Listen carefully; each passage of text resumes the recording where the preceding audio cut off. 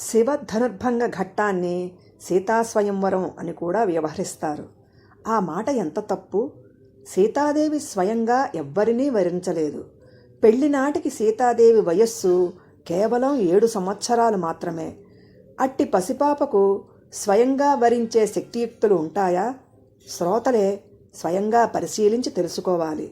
ఇక ఈ సన్నివేశంలో రావణుడు వచ్చినట్టు శివధనుస్సును ఎక్కుపెట్టడానికి ప్రయత్నించి ఆ ధనుస్సును మీద పడేసుకుని పైకి లేవలేని స్థితిలో ఉండగా రాముడు ఒంటి చేతితో ఆ ధనుస్సు పైకెత్తగా రావణుడు పైకి లేచి ఓటమితో వెనుతిరిగాడని సినిమాలు, నాటకాలు, హరికథకులు, బుర్రకథకులు ఇలా ఒకరేమిటి ఎవరికి తోచిన విధంగా వారు కాకమ్మ కథలు అల్లి మూల రామాయణాన్ని భ్రష్టు పట్టించారు.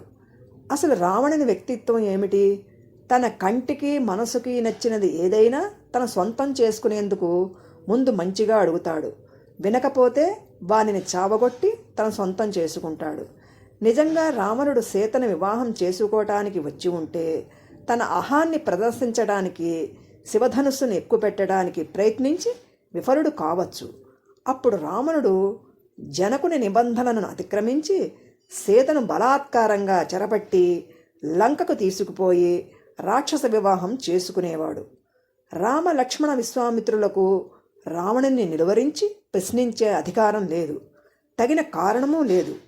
ఇదే జరిగితే సీతాదేవి రావణుని పట్టమహిషిగా వినుతికెక్కేది. కనుక రావణుడు సీతా కళ్యాణానికి రాలేదు అని అందరూ గ్రహించాలి. ఇక ప్రస్తుత కథాగమనంలోకి వస్తే విశ్వామిత్రుడు రాముని చూసి, రామా, ఆ ధనుస్సు సంగతి కాస్త చూడు అని ఆదేశించాడు. రాముడు శివధనుస్సు దగ్గరకు వచ్చి 2 చేతులతో తాకి నమస్కరించి ఒక చేతితో ధనుస్సు మధ్య భాగాన్ని పట్టుకొని పైకెత్తి నిలబెట్టి తన పాదంతో నొక్కిపట్టి నారిని తొడిగి ఆకర్ణాంతం లాగగా ఆ ధనుస్సు మధ్యకు విరిగింది.